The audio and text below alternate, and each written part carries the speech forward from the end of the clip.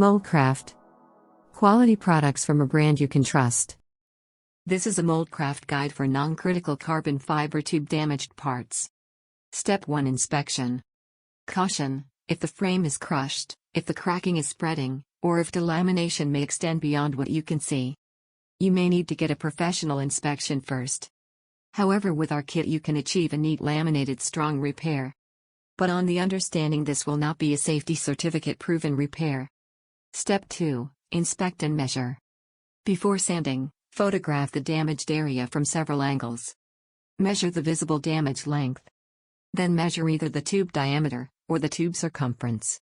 Mark a repair zone that extends beyond the visible damage, and keep that measurement note with the job. Step 3 Choose the right kit for your project. Choose from a standard or large kit for the repair area you need to cover. The standard kit includes 150 mm by 1 meter length of carbon fabric, plus a 200 gram CRL epoxy and hardener system.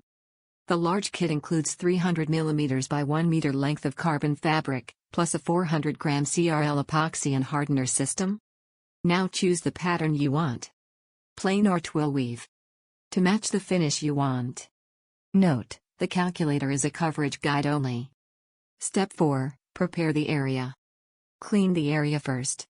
Remove dirt and any loose material, then degrease with the supplied alcohol wipes. Mask around the repair zone, so the resin edge stays controlled.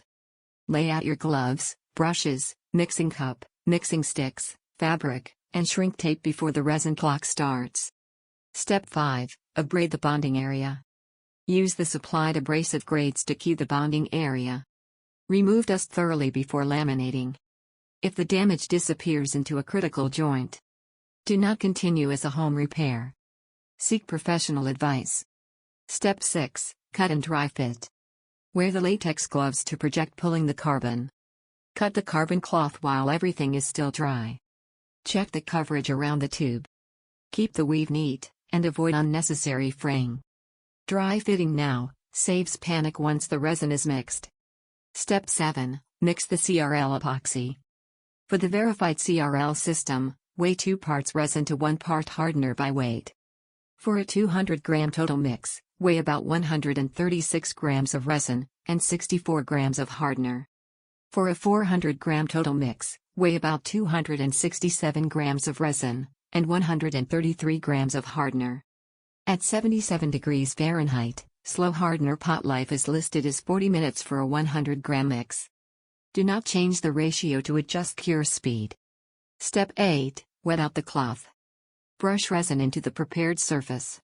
Apply the fabric, then wet it out until the fibers are covered. Use enough resin to wet the cloth fully, without leaving a resin-rich repair. Work steadily, and keep the edge tidy. Step 9 Compact with shrink tape. Fix one end of the shrink tape just beyond the repair using masking tape.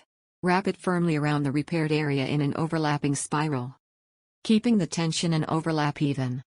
Once the repair is completely covered, secure the other end. Step 10 Cure time. Using a heat gun. Gently and evenly warm the shrink tape. As it contracts, it compresses the carbon reinforcement against the original tube and helps force out excess resin. Once complete, leave the repair undisturbed to fully cure, typically for 8 to 12 hours. Step 11 Finish the repair. Once the resin has hardened, remove the shrink tape. Lightly sand the raised tape marks, starting with 120 grit and progressing through finer grades until the surface is smooth. Take care not to sand into the carbon fibers or the surrounding original tube. Finish with the P200 polishing compound to give the repaired area a smooth, glossy appearance. Section 12 Final inspection. Before writing, check for soft spots, lifting edges, dry fabric, cracks, or unusual noises. Do not write if damage appears outside the repair area. For valuable, heavily loaded, or uncertain frames, use a professional inspection before service. Now you're done. Enjoy the ride.